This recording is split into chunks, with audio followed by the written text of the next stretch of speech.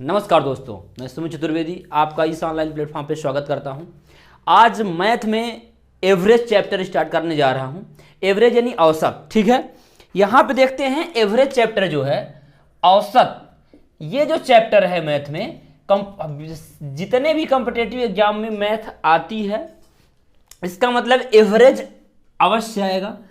3 से 4 नंबर तक अधिकतम एवरेज देखने को मिलता है।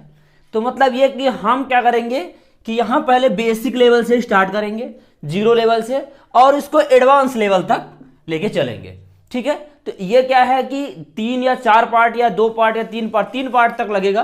3 पार्ट में ये एवरेज खत्म होगा, तो अपन अच्छे से एवरेज खत्म करेंगे। तो एवरेज को आइए समझते हैं, एवरेज किसे कहते हैं। एवरेज का मतलब होता है कि मिडिल नंबर। मिडिल नंबर यानी औसत का मतलब होता है, जैसे मान लो क्या लिखा हुआ है, 1 2 3 4 4 और 5। तो जब इन सभी नंबरों के औसत की बात होगी तो कौन सा वाला नंबर, 1 2 3 4 5, 5 में से 1 2 इधर का छोड़ो, 1 2 इधर का छोड़ो, औसत बीच वाला होता है। औसत का मतलब होता है मिडिल नंबर, ठीक है। अब आइए चलते हैं इक्वल, देखते हैं औसत का फार्मूला क्या होता है।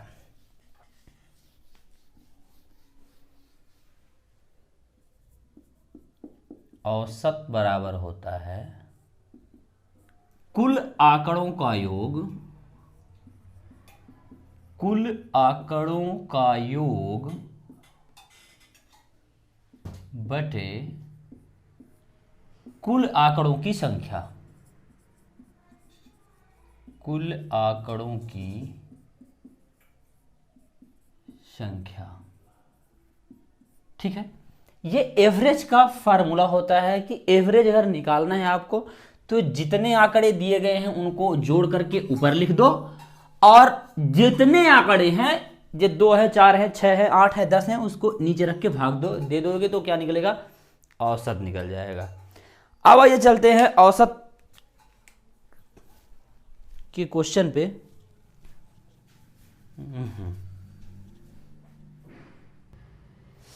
अब आइए देखते हैं एवरेज को।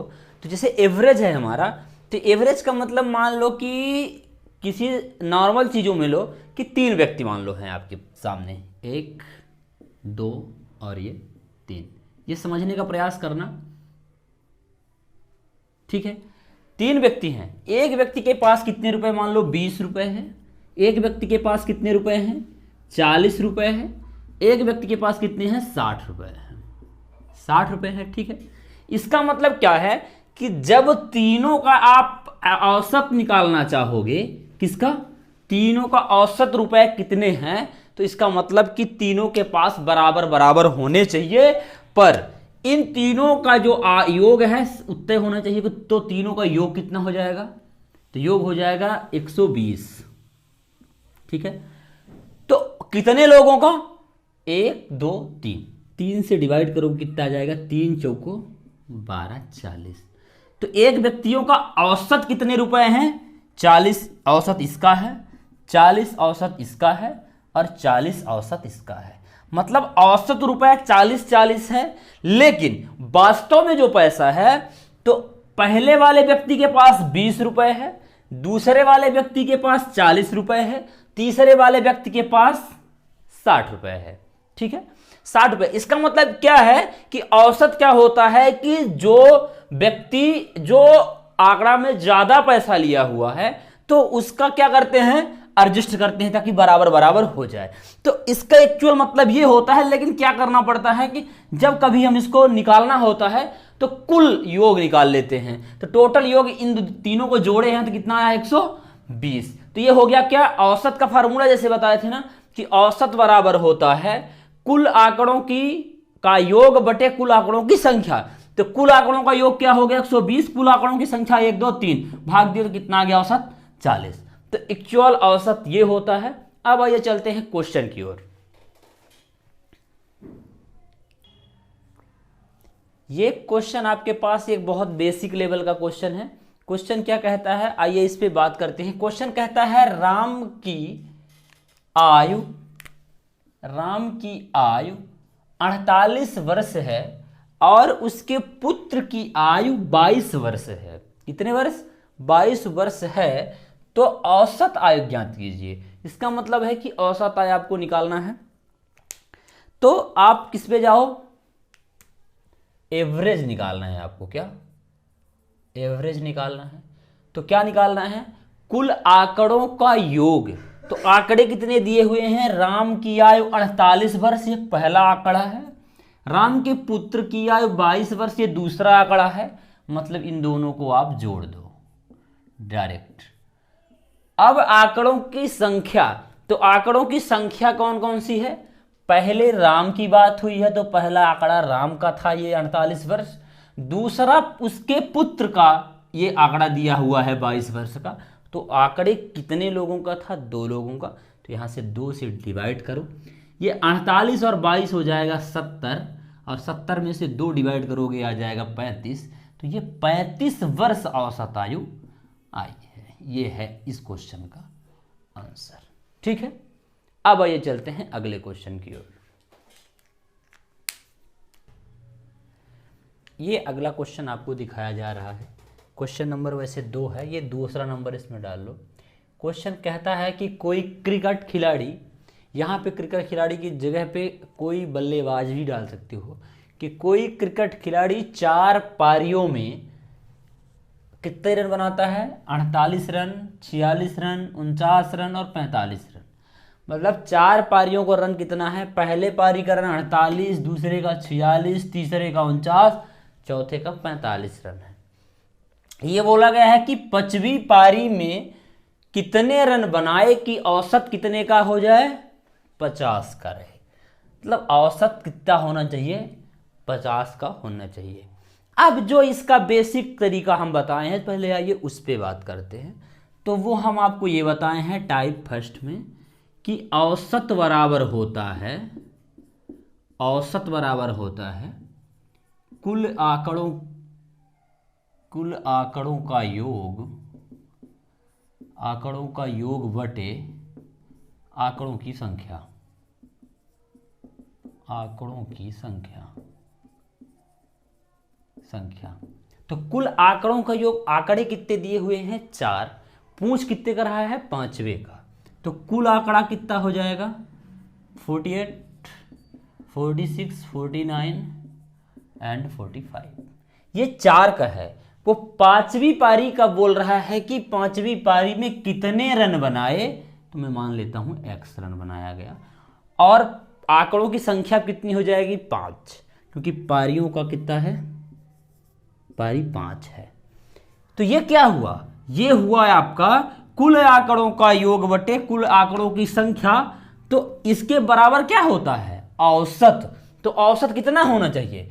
50 रन होना चाहिए। तो क्या हो जाएगा? 50। औसत 50 होना चाहिए। तो औसत की जगह पे रख दिए 50। अब इसको सॉल्व करो, 5 गुणा यहाँ करो, 5 25, 250 बराबर, इसको जोड़ो कितना आएगा?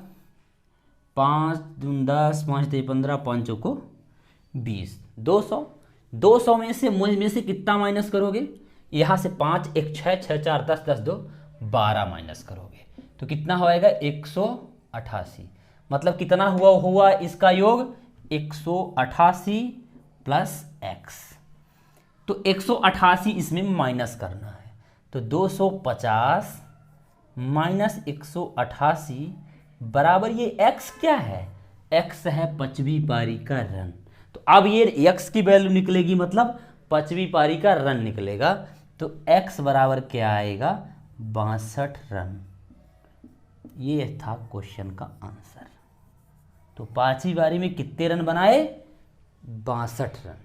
ये क्या हुआ? पहला तरीका। ठीक है, आप इसका स्क्रीनशॉट ले सकते हो। अब आइए इसी क्वेश्चन को दूसरे तरीके से सॉल्व करते हैं। कि औसत का मतलब क्या होता है? औसत का मतलब ये होता है कि सभी पारियों में एवरेज 50 होना चाहिए। पर हुआ क्या है कि पहली, दूसरी, तीसरी, चौथी, 5वीं 5 पारी की बात हुई है। पहली पारी में उसने कितने रन बनाए हैं? 48, दूसरी में 46, तीसरी में 49, चौथी में कितना बनाया है? 45। अब 5वीं पारी में कितना रन बनाए कि औसत कितना हो जाए?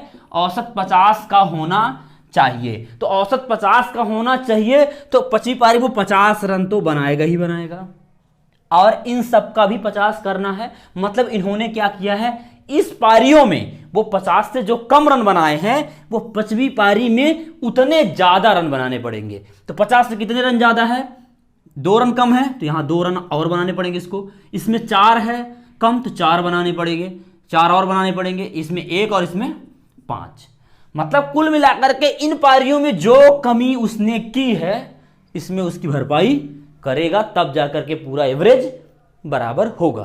तो जोड़ो कितना हो जाएगा 50 और 50 दो 52, 52 4 कितना होता है 56, और 56 6 कितना 62 रन।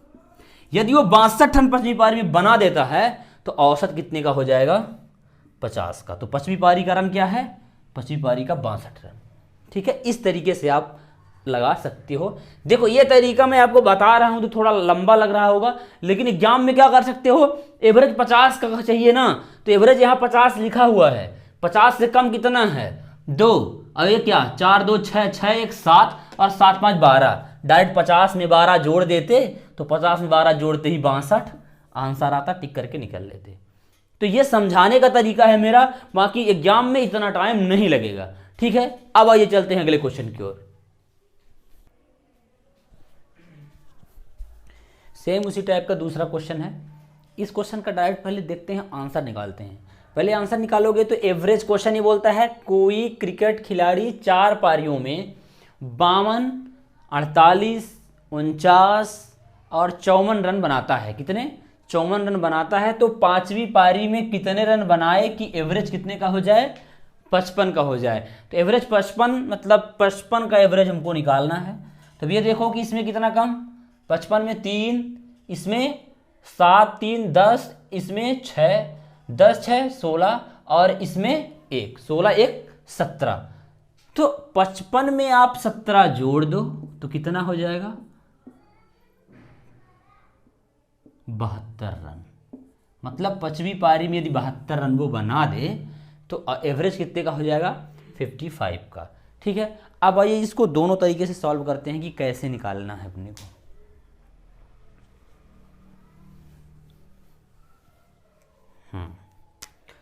क्या होता है, एवरेज निकालना है आपको फार्मूले से। तो कुल आंकड़ों की संख्या मतलब जोड़ो कितना हो जाएगा 55, 52, 48, 49 और 54। 5वीं पारी में कितने रन बनाए, तो x रन बनाए, कितनी है 5। एवरेज कितना है यहाँ पे, तो यहाँ पे रख दो 50, 55 रख दो। ठीक है, तो 55 एवरेज यहाँ पे 55 रखो, 55 का गुणा 5 से करोगे तो कितना हो जाएगा 55 25 2 और 55 25 2 27 275। और इनको सबको जोड़ दो, इनको सबको जोड़ोगे तो 50 बेस मान के जोड़ दो तो क्या हो जाएगा 5 चौको 20 200 हो जाएगा। 50 से 2 ज़्यादा है, ये इसमें एडजस्ट हो जाएगा। और इसमें कितना है, 1 इसमें कम है और इसमें 4 ज़्यादा है। ठीक है, तो 1 कम है 4 ज़्यादा है तो 3 हो जाएगा, है ना 203। लेकिन x का आपको निकालना है, 275 में से 203 माइनस करोगे देखो कितना आता है 4 9 4 13 13 और 8 3 11 21 और 21 2 30। ठीक है, 200 कितना आ रहा है 3 203 यहाँ पे क्या आएगा x प्लस 203 होता है ना, x प्लस 203। तो क्या करोगे, इस 203 को इस 275 से माइनस करोगे, 275 माइनस 203 इक्वल टू x, तो कितना बचेगा 72। यही निकालना था।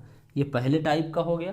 पहले टाइप से कैसे सॉल्व करते हैं, दूसरे टाइप का निकालना है तो ऐसे निकाल लो, पहला दूसरा तीसरा चौथा और 5वां 5 है। पहली पारी कितनी है 52, दूसरी कितनी है 48, तीसरी कितनी है 49, चौथी कितनी है 54। तो 5वीं में क्या है कि इतने रन बना दे कि औसत कितना हो जाए, औसत 55 55 का हो जाए। अब यहाँ पे देखो 55 का औसत चाहिए तो 5वीं पारी में तो उसको 55 रन अपने इस 5वीं पारी के हिस्से का तो बनाना पड़ेगा। लेकिन इन पारियों में जो उसने कम रन बनाए हैं तो इसमें क्या करना पड़ेगा, उसको भी बनाना पड़ेगा, तब जाकर के औसत 55 का हो पाएगा। देखो कितना कम है, इसमें 3, इसमें 7, इसमें 6 और इसमें 1।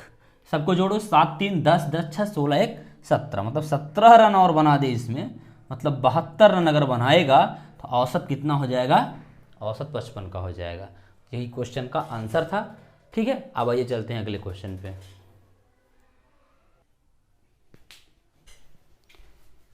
ये अगले टाइप का क्वेश्चन है। आइए इस क्वेश्चन को सॉल्व करते हैं। बेसिक भी मेथड से करेंगे और एक थोड़ा सा सरल तरीका भी इसका निकालेंगे। क्वेश्चन का कहना है कि 10 व्यक्तियों की उम्र का औसत 20 वर्ष है।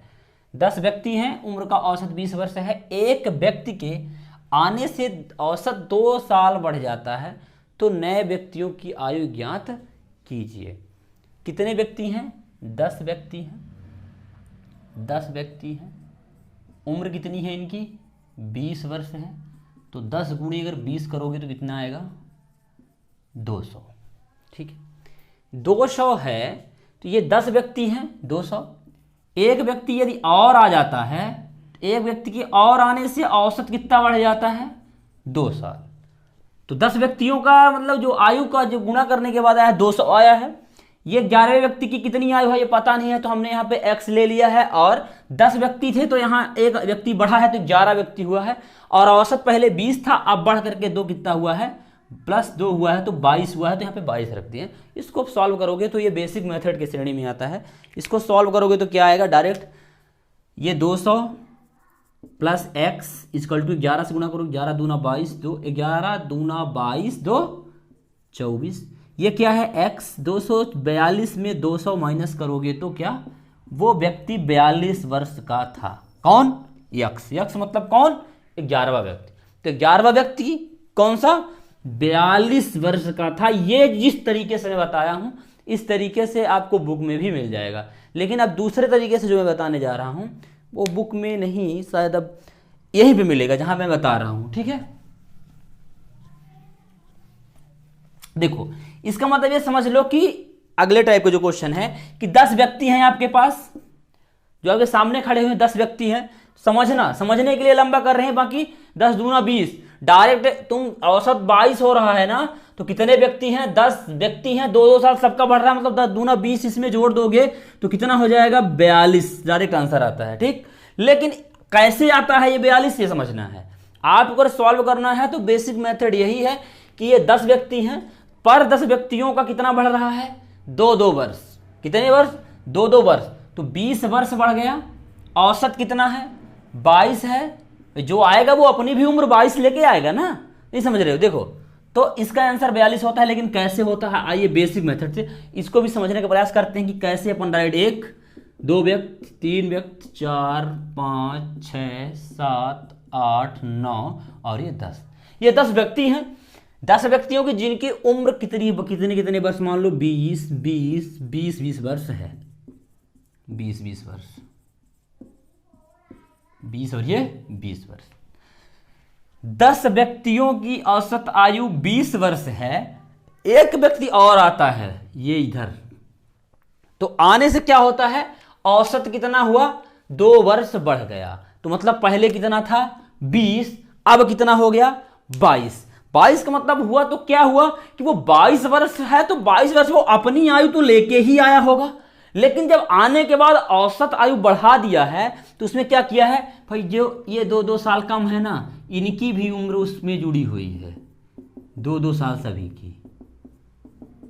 मतलब जो व्यक्ति आया है उसकी आयु इतनी है कि ये जो 2-2 साल ये कम है, ये भी आयु जाकर के उसके आयु में जुड़ी है। तो 10 व्यक्तियों की जब 2-2 वर्ष जुड़ेगी तो 10 दूना कितना हो जाएगा? 20। और ये 22 वर्ष अपना औसत लेके ही आया था, 20 वर्ष इन लोगों का भी था, तो टोटल वो कितने साल का रहा होगा? 22 और 20 42 वर्ष। यदि आपको एग्जाम में निकालना है तो बेसिक मेथड ये है इसके समझने का, और एग्जाम में निकालने के लिए डायरेक्ट आप क्या करोगे कि औसत 22 कर रहा है तो अपना औसत लेके ही आया होगा। 2-2 साल क्या करेगा? इन 10 का आएगा तो 10 दूना कितना हो जाएगा? 20, और 22 और 20 जोड़ोगे तो कितना हो जाएगा? 42 वर्ष, और ये हो जाएगा आंसर। ठीक है, तो ये जो क्वेश्चन हम अभी किए हैं ये काफी बेहतर क्वेश्चन है। ठीक है, बेसिक लेवल पे अच्छे क्वेश्चन माने जाते हैं और एग्जाम में भी ये क्वेश्चन आते हैं। तो एग्जाम में जब क्वेश्चन आते हैं तो इनमें जो मैं दूसरा तरीका बताया हूं सभी क्वेश्चन में, वो तरीका अपनाइएगा एग्जाम में करने के लिए, क्योंकि वो टाइम कम लेते हैं और टाइम ही जरूरी है बचाना। कहाँ? एग्जाम हॉल में। तो अब हमारे चैनल पे जो ये भी नए हैं वो इस चैनल को लाइक शेयर और सब्सक्राइब कीजिए। अब मिलते हैं हम औसत के अगले पार्ट के साथ। तो तब तक के लिए जय हिंद, जय भारत।